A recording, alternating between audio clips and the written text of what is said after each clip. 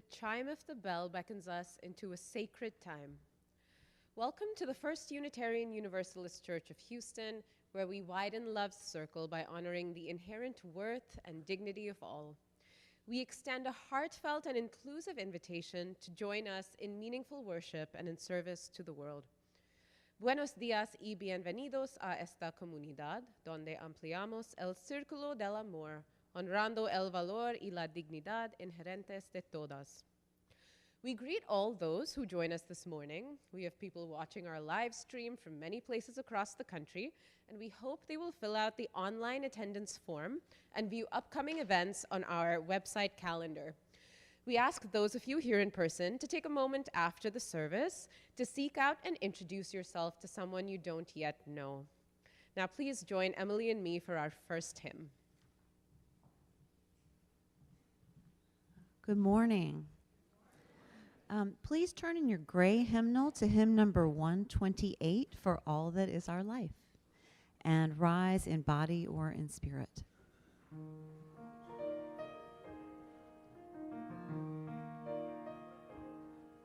For all that is our life, we sing our thanks and praise, for all life is a gift which we are called to use to build the common good and make our own days glad. For needs which others serve, for services we give, for work and its rewards, for hours of rest and love, we come with praise and thanks. For all that is our life,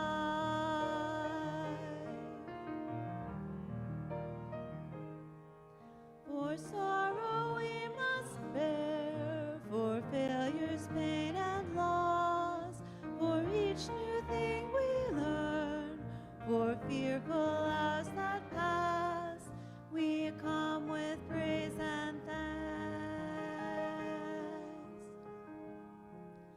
For all that is our life,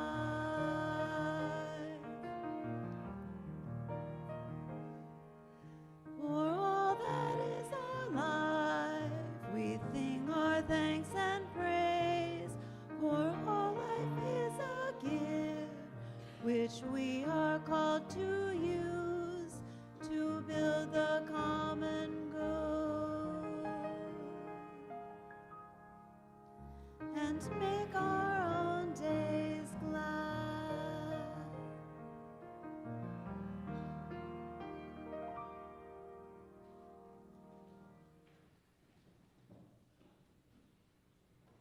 Good morning. It is good, as always, to be together. I hope you are arriving today from a place of nourishment and groundedness, but truly, however you are today is okay. I hope that you will attend to the needs of your body and soul as we are together today. It's okay during the service if you need to stand up or wiggle, to shift around, or even sleep a little bit. However you are today is great with me. Practice, in fact, attuning yourself to the needs of your body and finding a way of being that is as easeful as possible. And I hope that no matter what, over this next hour, you feel loved. So come now into this time of sacredness, of stillness, of love, and of wonder. Let us create, let us sing, let us pray, let us worship.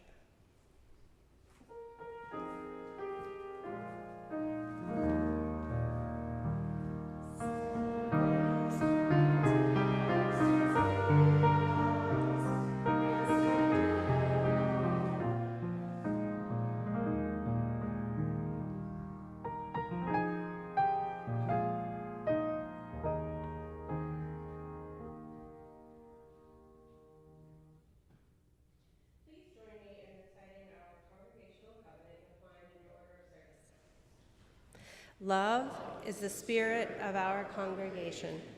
Service is our prayer. To dwell together in peace, to seek truth in love, and to encourage one another. Thus do we covenant.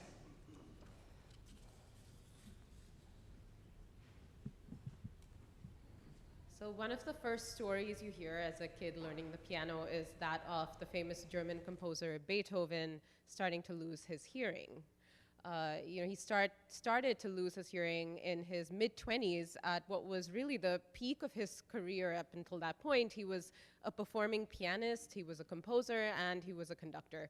And I don't think you need to be a musician yourself to understand what a huge shift that was in his life. And he felt ashamed about it for a while and didn't tell anyone because of the impact it would have on his career. But when it seemed irrevocable, he went on a retreat to a town outside of the city of Bonn where he lived and wrote this letter that we now know as the Heiligenstadt Testament, a 3-page letter to his brothers that he never actually sent. But in it, he talks about first of all, his grief at the loss of his hearing, and then his wishes to end his life because he doesn't know how he can continue as a musician without his hearing. But then the eventual shift where he resolves to continue living because he feels like he has something more to say and bring to the world through his music. And by the end of his life, he was completely deaf at the premiere of his famous Ninth Symphony. He was conducting and had to be turned around by a member of the orchestra to see the standing ovation because he couldn't hear it. But what I think is really interesting is this modern piano that we have today is the result of many innovations that came directly from Beethoven pushing piano makers at the time to expand the range and the capabilities of the instrument. And I think it's undeniable that part of that was because his musical imagination wasn't constrained by the reality of what he could hear. His musical imagination was just so strong, and it allowed him to imagine music that is still with us today. So I'm going to play an excerpt for you from his penultimate piano sonata that he wrote just a few years before his death. And I think this particular slow movement really captures the depth of his grief at this huge shift in his life.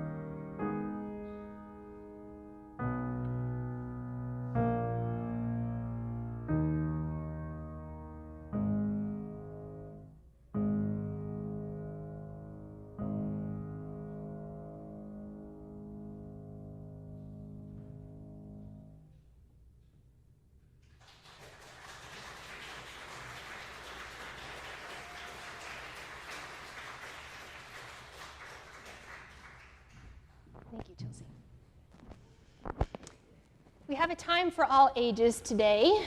It is a story time. So if you'd like to come up here and see the pictures close up, you are welcome to join me. This is a book called Intersection Allies. We make room for all. There's room for all. Come on up to the big blue dot. It's good to see you today.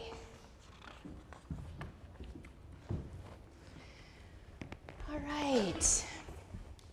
Thanks for joining. We Make Room for All by Chelsea Johnson, LaToya Council, and Carolyn Choi.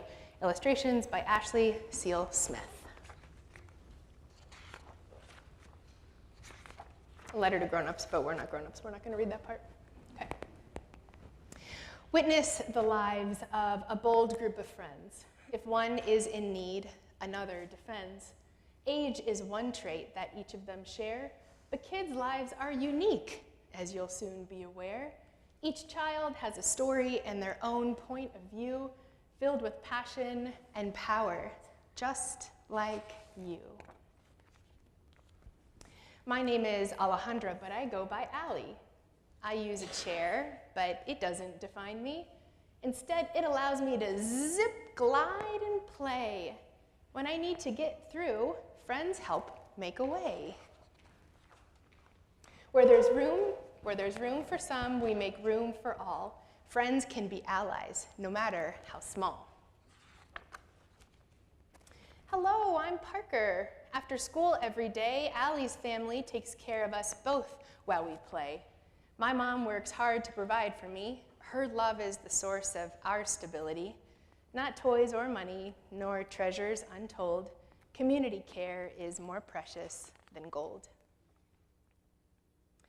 Skirts and frills are cute, I suppose, but my superhero cape is more Kate than these bows. Some may be confused that a kid like me can wear what I want and be proud and carefree. My friends defend my choices in place. A bathroom, like all rooms, should be a safe space. My name is Adila, and just like Kate, what I wear inspires endless debate. Some give, some chant, some sing, some pray. My hijab is my choice. You can choose your own way. The clothes that you wear never justify hatred. Clothes can be playful or simple or sacred. Covered, adorned, or with casual flair, my body's my own. I dress it with care. My name is Nia, and with what's on the news, it's easy to be frightened or sing the blues. For her, for them, for him, and for me. We all deserve to breathe and be free. The color of our skin is no reason to hide. We protest for safety, equality, and pride. Our friends join along in solidarity and love, and that's the stuff that allies are made of. Safety also includes our trees and our air, the land we've called home, our places of prayer. I am Dakota, and like my ancestors, my tribe and I are water protectors. From profit and power, we stand up to preserve our nations, our cultures, and the respect that we deserve. My name is Gloria, y tengo 7 años. After school, it's to la fruteria I go. Trabajo cada día junto a mi madre.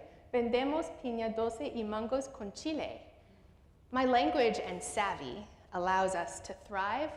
I've got hopes and dreams and skill and drive. Working together makes us both more secure. I'm a daughter, a partner, and an entrepreneur. My name is Hee Jung, and I was born in Seoul. I moved here when I was 5 years old. I'm part of what's called the 1.5 generation. My parents and I span 2 different nations. Like Gloria, I am a help to my mother by translating for her one word to another. When the landlord tells my mom, "You can pay me next Friday," I repeat it back in Korean. We navigate life in our new home together because kids have the skills to make every day better. My name is Yuri, and I'm new to this place. Hee Jung's family welcomed me with love and with grace. Finding refuge meant traveling far from home. I sailed, I flew, I rode, and I roamed. Escaping violence, war, heartache, and intrusion, we came to this nation, seeking dreams and inclusion. From near, from far, from here, from there, we're more than our origins. We all deserve care. Race, religion, citizenship, class, and ability, each of these intersects to form our identity. Age, gender, size, and skin color, too, can make living life different for a friend than for you. Barriers and biases are often to blame. We strive to be equal, but we're not all the same. Life's ups and downs can take many forms, but standing together will rewrite the norms.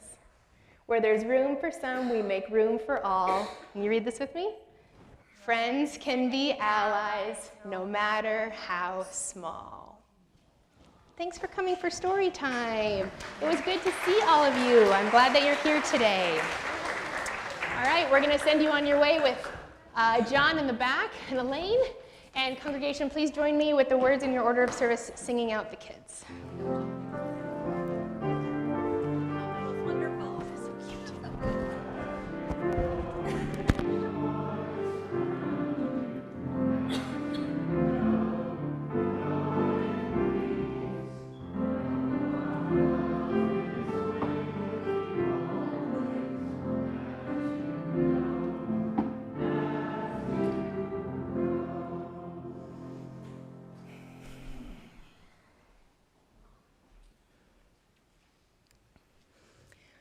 I once attended a Unitarian Universalist worship service in Brooklyn, and the minister started the service by saying, "We were going to talk about joy in Buddhism today, but another black man was killed by the police, so now we're going to talk about that."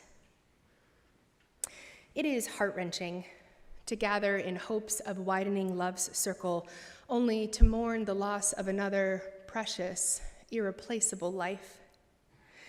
In some ways, the politics of cruelty make every Sunday worship a memorial service. On Tuesday morning, Lorenzo Salgado Araujo was shot and killed in this town by an ICE officer during a traffic stop while on his way to work.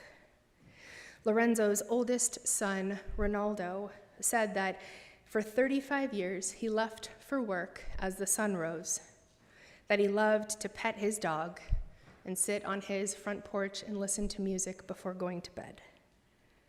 He was a husband and a father. He was someone who created jobs for dozens of others here to provide for their families. He was a whole, precious, irreplaceable life, and now he's gone.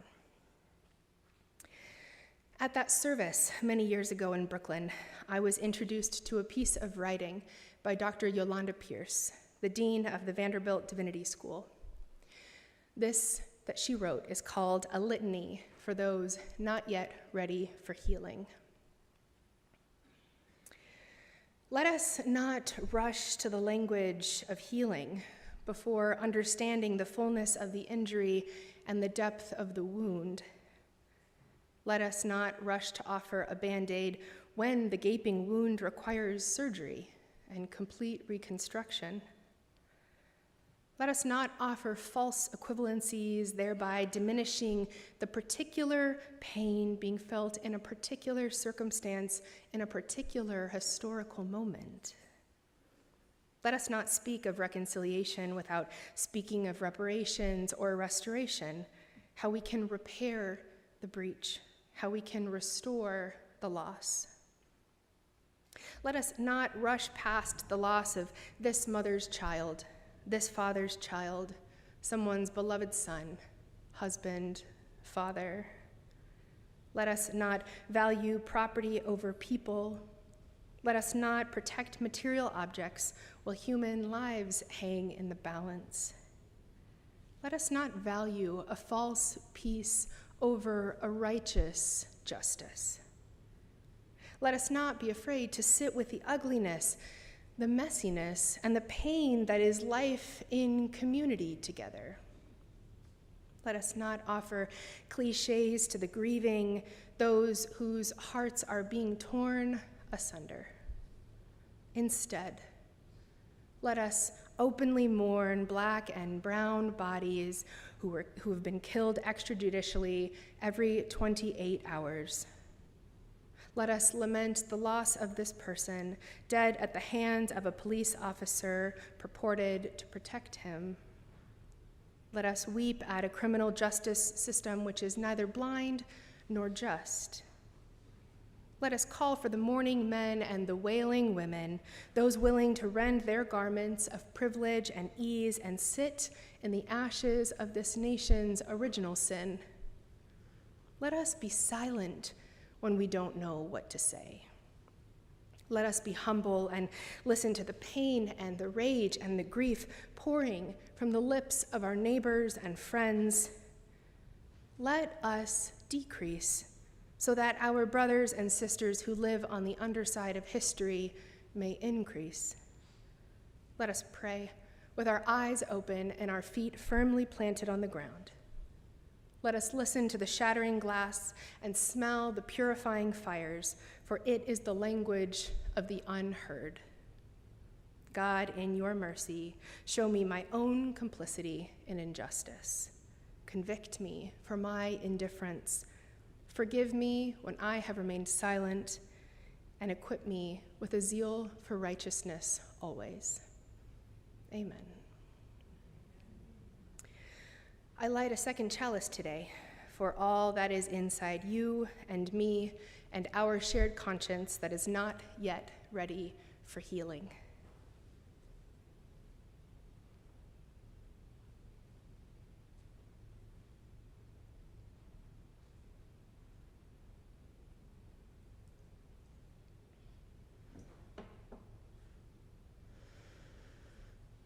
When we come together, we pause with the precious opportunity to lift up that which sits heavy and light on our hearts. I'm sad to announce the loss of former member Bill Wallauer, who died on July 3rd. Bill and his wife, Elizabeth Long, were members at First for a long time before moving to Durango, Colorado. Recently, they had been visiting Houston regularly as Bill received treatment at MD Anderson. Many members here were friends who stepped up to provide material and emotional support, and we send our tender care to all who knew and loved Bill and all who mourn his loss. And a note of joy, I am very happy to announce that Howard and Kathy Bosson are celebrating 53 years of marriage this week.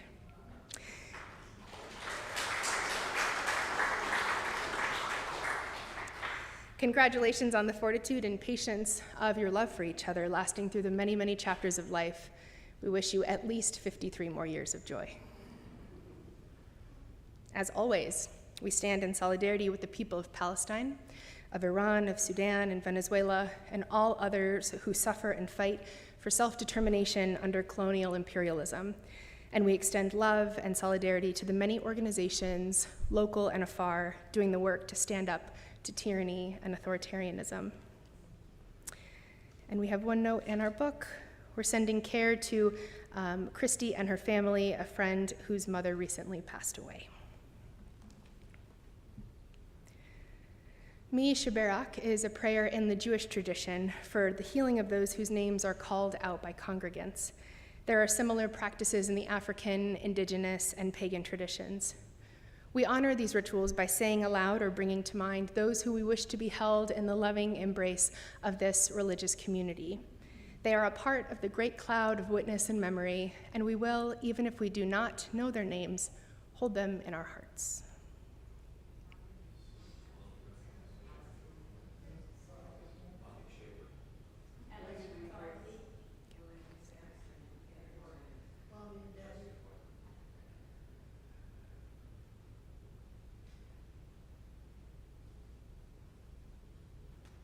Along with all that is spoken aloud, let us remember the suffering and joy in our community that we do not know, and that which is kept in the silence of our hearts. When we gather, we pause in awe and wonder of the beauty, diversity, and mystery that is life. So in the spirit of love, in the spirit of hope, and in the spirit of compassion, I invite each of you to enter into a time of silent prayer, meditation, or reflection.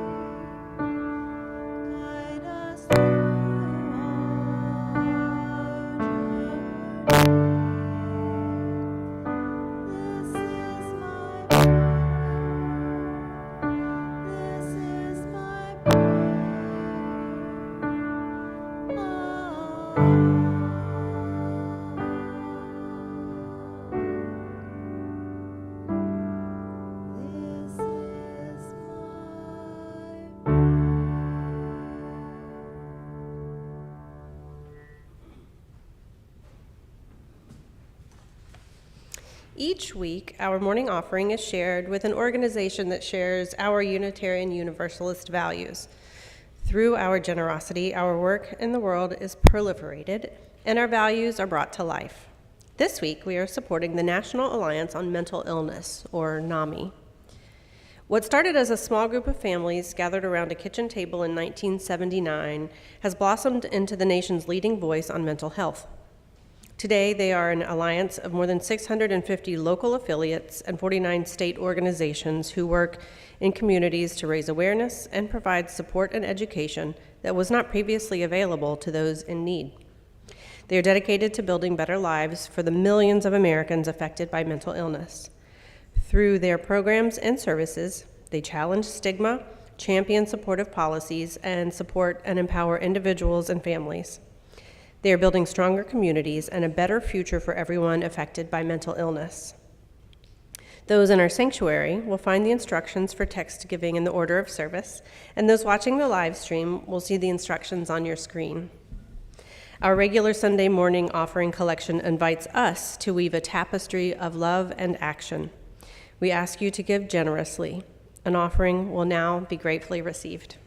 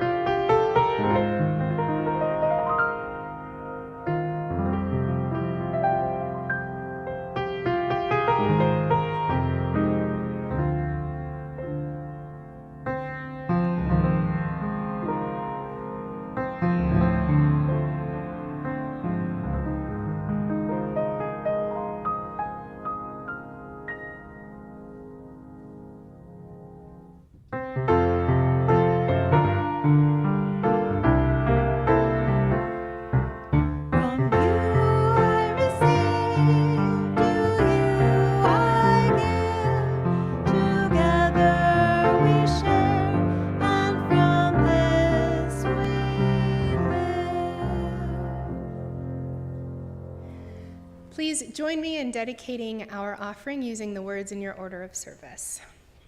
To the work of this church, which is weaving a tapestry of love and action, we dedicate our lives and these our offerings. Thank you.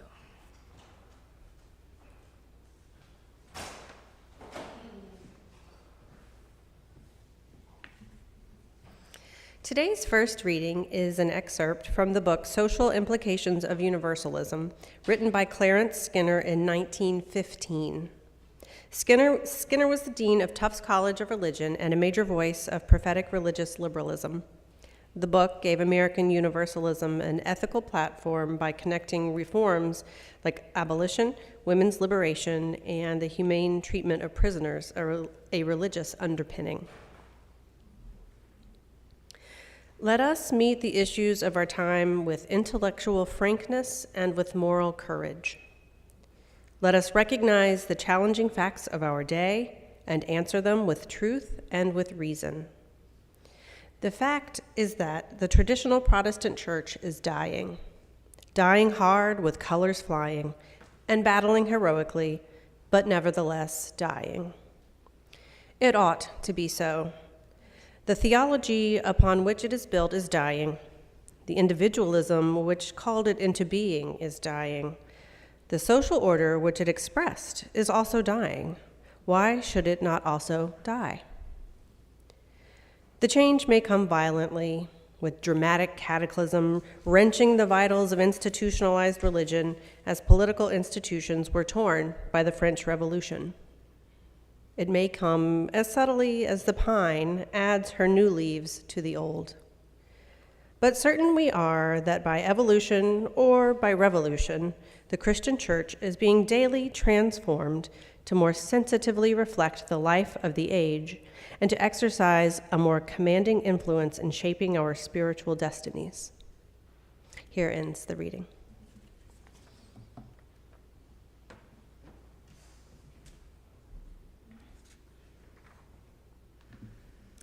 Today's second reading is the poem Exhaling the Luxury by Heather Watkins. Heather is a disability advocate who uses an intersectional perspective from her lived experience as a mother, a caregiver, a community builder, and a Black disabled woman with a form of muscular dystrophy. Her website is called Slow Walkers See More. Exhaling the luxury. We wear masks, half laughing, baying at the moon, basking in its light, fighting to be our authentic selves, delving in protests and street fights. We fly kites, communicating in ways that seem archaic, complicated, using emphatic behavior when language fails. We leave trails, entrails, tails tucked between valor and vice. We search for peace in the daytime with flashlights. Between flashing lights, many of us meet thuggin' authority, mean-muggin' our bodies that can't comply on command. Standing our ground may mean garnering a trip downtown if you're disabled, deaf, and live at the intersection of black and brown. Bad policy and long roots of twisted legacy pitting oppressed folks at the bottom of the benevolence tree. Billy sang of strange fruit swinging in the breeze. How many more sacrifices have to be made before the beast is appeased and tamed, making us more famous for our losses than our gains? Generational trauma and cell memory call out for reparations and a formal apology. Maybe then we can exhale and stop holding our collective breath after full rights and body autonomy is given. In solidarity, we demand nothing less. Here ends the reading.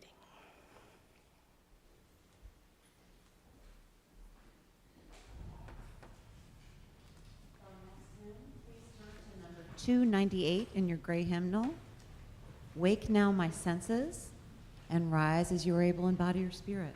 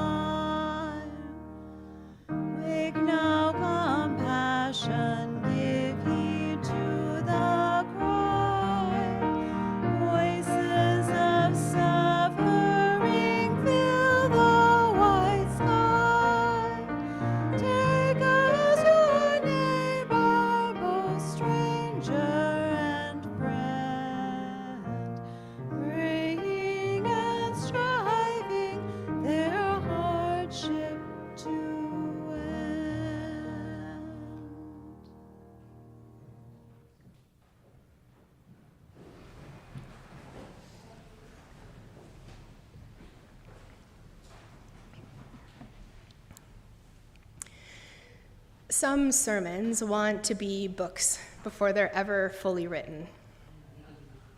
I want to spend so much time with you today. I want to turn this beautiful, formal sanctuary into a living room, to pour a cup of your favorite tea, to sit together in ways that bring both of our bodies comfort, which for me would always mean on that rug instead of in this pulpit. Instead of me standing up here like a teacher and you sitting down there like a student, I wish that we were at my mom's wooden kitchen table into which I etched my initials when I was 7. Because when it comes to disability justice, I'm not a teacher. I'm just a person with a body that wants to paint over the black and white disability ability binary with messy, overlapping rainbow colors. I'm just a person with a body that wants to talk about the ubiquity and the fallibility of bodies. I'm just a person with a body that wants to talk about the call that I keep receiving from God to figure out how to place disability at the center of my work for liberation and justice. Okay, so the call to place disability at the center of my liberation work actually came from my friend and disability justice mentor, whose name is Laura Marie. And she may or may not be God, but as a Unitarian Universalist, I reserve the right to choose. And Laura Marie has taught me that many people are disabled, including elderly, folks who are pregnant, or who otherwise might have different needs and take a different pace in life. And she also taught me that we can together live in a world where everyone is upfront about that, and then we can get our access needs met. We live in a larger society where money is the main value, and honoring the inherent worth and dignity of all beings is optional. But Laura Marie taught me that disability justice is about creating the conditions where more people can show up, can be honored, can be included in our communities. Of the many threads of our shared theology, our deep reverence and our trust of the direct experience is my favorite. My love for that tenet of our faith is how deeply equalizing it is. Your experience of the world is no more or less precious, no more or less sacred than mine is. There is no economic, intellectual, social, or ancestral gatekeeping to the work or the rewards of divine goodness in this house. There is no wrong way to do God. And that truth feels deeply universal, deeply universalist to me. The theological framework for today's message is firmly universalist, so let's take a moment and establish a shared understanding. The universalism that we claim today evolved from the Christian belief that all souls would be saved by a loving and a just God. And this was a response to the Calvinist, predeterministic beliefs that humans are inherently sinful and depraved, and that only those chosen by God would be saved, all others would be damned. And while the persistent dichotomy of the Unitarian intellect versus the Universalist emotions, it is inaccurately perpetuated all the time in our communities, reason was actually the bedrock of original Universalism. The Universalist historian Anne Lee Bressler writes, "It was reason that dictated that a benevolent God would redeem all creation. The doctrine of universal salvation, it was God's way of influencing human affection and turning us naturally self-centered human beings to the love of God and the greater creation." Now, there have always been perceived social barriers between the two halves of our religious ancestry. In Bressler's words, Unitarianism was an elite Enlightenment reaction to the harshness of Calvinist doctrine, and Universalism was its rustic, less intellectual counterpart. The itinerant, self-educated Universalist ministers who traveled and preached the liberal faith to men and women of the laboring classes, they acted as a foil to the Harvard-educated Unitarians who hosted salons for thinking and speaking on topics of religious freedom. Now, where our two parent faiths gap and overlap, it's interesting, but it isn't the scope of this sermon. To paint with a very broad brush, Universalism is the half of our theological ancestry that believes that we share a common destiny. And I think that we can fairly interpret that today as a belief in our common goodness. Today, we are answering the call of Universalism to practice and receive love with no exception. The disability justice activist Mia Mingus says, "Interdependence moves us away from the myth of independence and toward relationships where we are all valued, predicated on the belief that we all have precious things to offer. Interdependence, justice, love, we claim these as some of our shared values. But is it really true that we have extended welcome to all people? Unless you are someone with a disability that impacts the way that you exist in or are perceived by the world, or you are a caregiver to someone who experiences that, you may not realize the many ways that ableism creates and reinforces structures of injustice. In her book, What Does Ableism Look Like?, disability activist Emily Landau uses stories and statistics to explain the systematic and economic inequality that disabled people face in the United States today. Many of her stories and statistics surprised me when I read the book, including the fact that in 2/3 of the United States, there are statutes in place that allow courts to deem a parent unfit on the basis of their disability, potentially terminating their parental rights forever. Fighting for disability justice means fighting for families. The poverty rate for adults with disabilities is more than twice the rate for adults without disabilities. Fighting for disability justice means fighting for economic justice. And shockingly, in the years between 2015 and 2023, more than 800 disabled people worldwide were murdered by their caregivers. Oftentimes, media outlets would report on these cases using language that showed sympathy for the killers, framing it as though caregivers were relieving themselves of a burden. In these times of authoritarian power dictating whose lives matter and whose can be discarded, fighting for disability justice means fighting for the right to stay alive. Now, religious spaces, both in policy and practice, don't have a very good record of dispelling the hierarchy and the cruelty of ableism. In her book, My Body is Not a Prayer Request, disability scholar and wheelchair user Dr. Amy Kelly tells stories of well-meaning church folks saying things to her like, "In heaven, you won't have to use a wheelchair." Or, "I'm praying for your healing and your wholeness." This excerpt from her book helps us remember that disability is not a monolith. She says, "Let disabled people lead in imagining what a new creation could be like for us.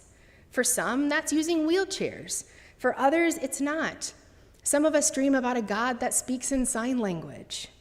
For others, it means everybody can see. Who's to say it would be the same for all of us?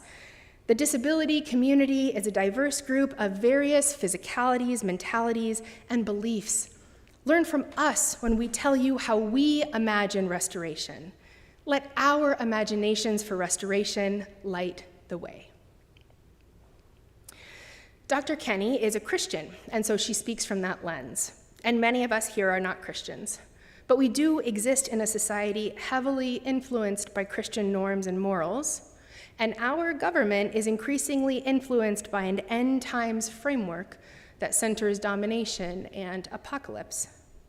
So it is crucial, more than ever, that we are grounded and certain and clear about what we believe to be true about disabilities and bodies and the role of our religious community, so that we do not unintentionally perpetuate these theological wounds that anyone is possessed or in need of healing or less than whole or undeserving of dignity or cursed. Maybe you are thinking that the more egregious examples of ableism from within the church and the wider world are easily combated by the way that we practice interdependence and love every day when we're together. But I think that we should never stop interrogating our own practices for nuanced microaggressions that keep people outside of our circle of love. Are you still using phrases like "that's so crazy," or "we have a blind spot," or "that's so lame"? All of these colloquialisms, they are ableist, and the disabled community has asked us to find alternatives that don't perpetuate the belief that being crazy or blind or lame is a bad thing. My friend Laura Marie actually says frequently, "Crazy is just a normal variation of human."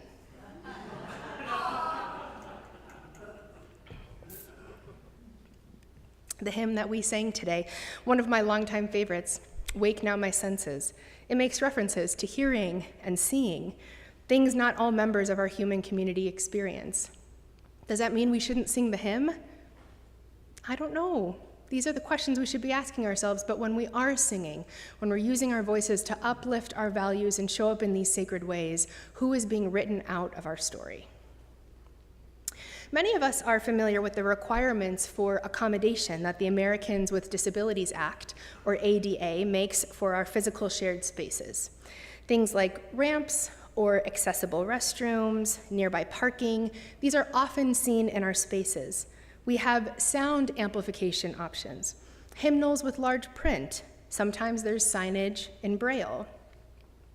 But did you know that churches and all of their activities are exempt from Title III and Title IV of the Americans with Disabilities Act, which specifically addresses making modifications and accommodations necessary for disabled people to fully participate? So if you ever show up to a church and there is handicap parking or a ramp or sound amplification or large font hymnals, that is because the church has done it on their own accord, not because they fall under the responsibility of the Americans with Disabilities Act. And I also want us to consider worship, how we craft our services. Let's assume that someone with the desire to join us on a Sunday morning is able to get through the door and into a seat.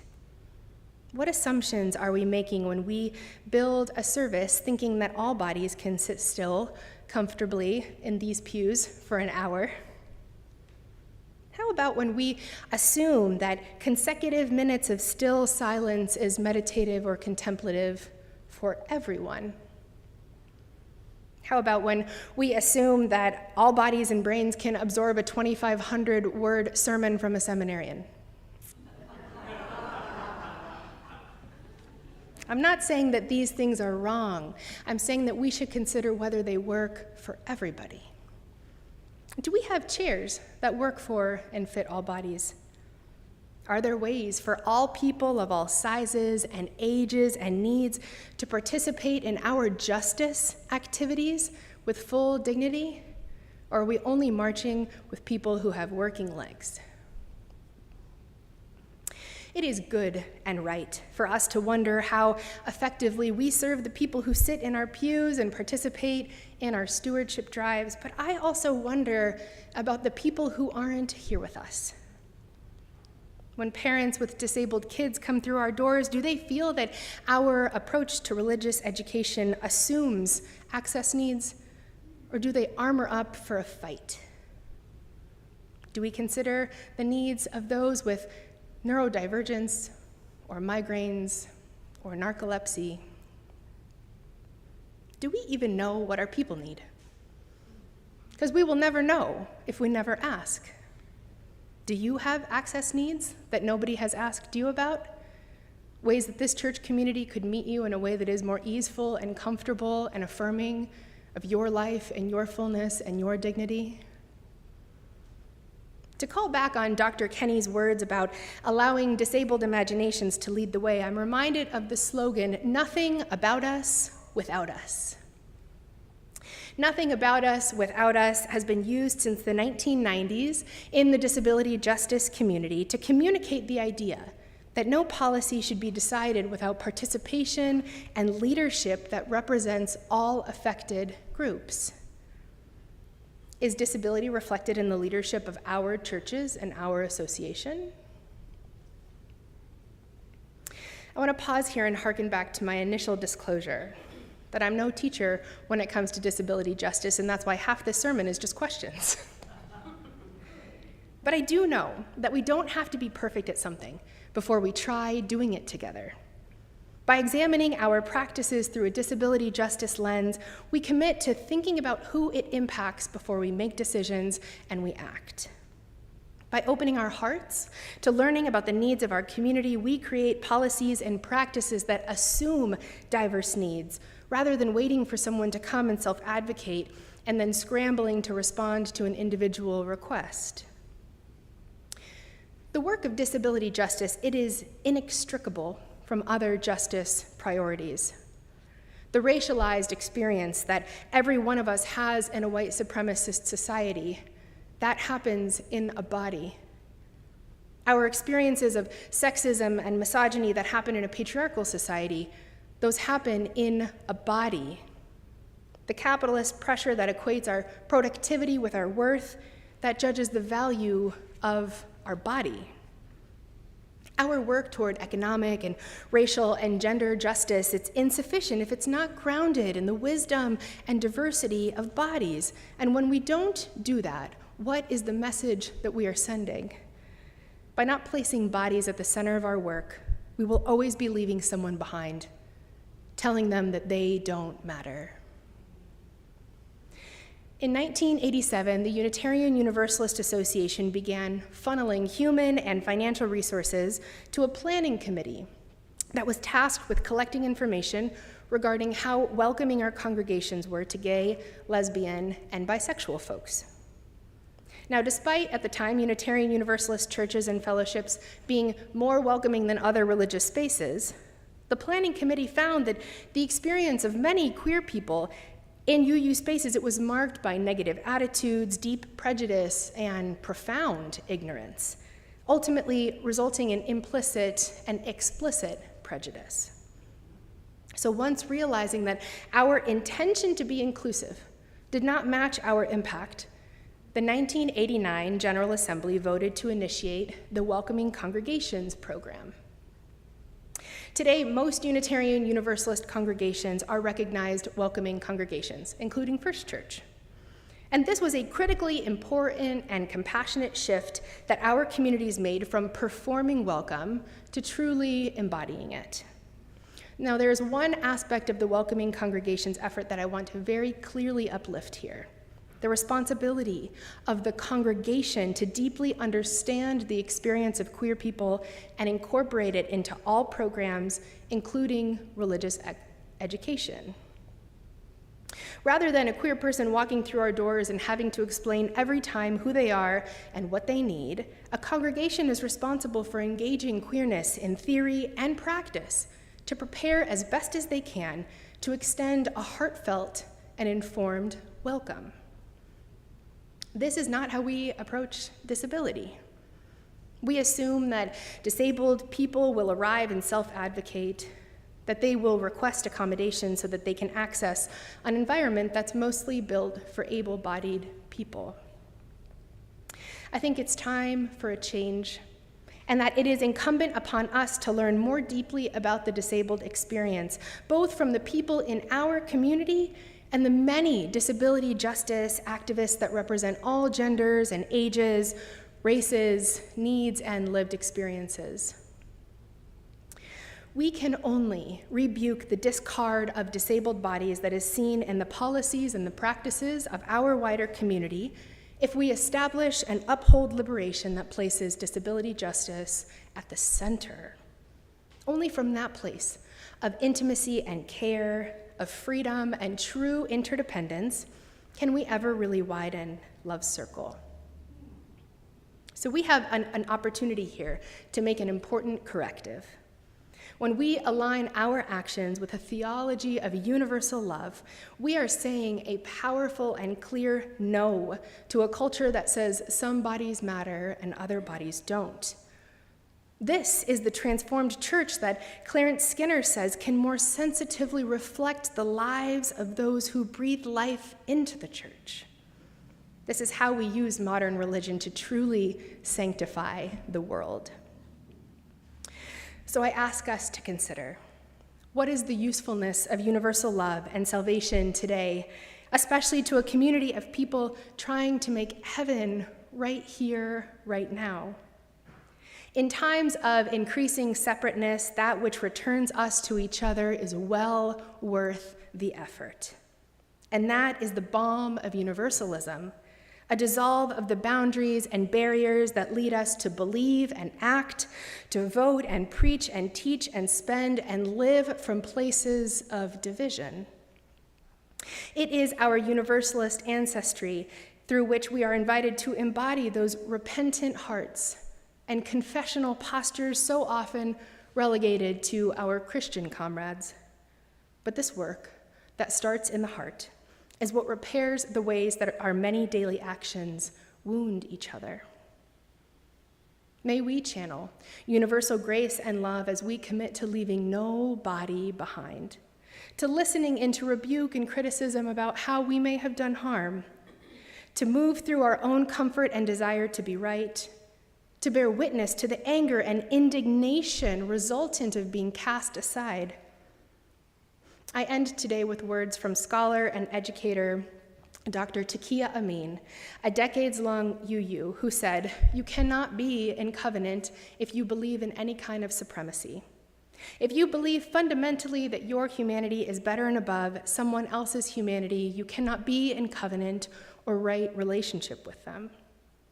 So if we believe that all bodies and minds, even and especially those that don't confine to society's norms, have inherent worth and dignity, may we answer the invitation and offer universal grace and love to all. In the spirit of ongoing practice, may it be so.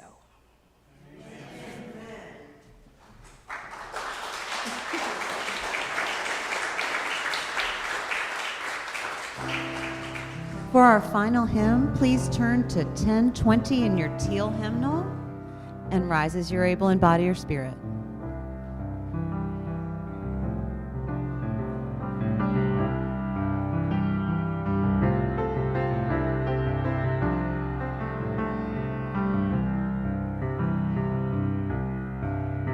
We are going, heaven knows where we are going, but we know within, and we will get there. Heaven knows how we will get there, but we know we will. It will be hard, we know, that the road will be muddy and rough, but we'll get there. Heaven knows how we will get there, but we know we will. Oh yeah, yeah, oh yeah, yeah, oh yeah, yeah, oh yeah, yeah. We are going. Heaven knows where we are going, but we know within, and we will get there. Heaven knows how we will get there, but we know we will. Oh yeah, yeah, oh yeah, yeah, oh yeah, yeah, oh yeah, yeah, oh yeah, yeah, oh yeah, yeah, oh yeah, yeah, oh yeah, yeah.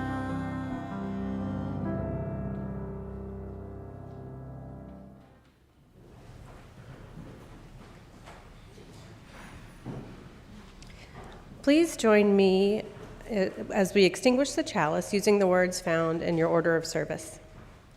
We extinguish this flame, but not the light of truth, the warmth of community, or the fire of commitment. These we carry in our hearts until we are together again.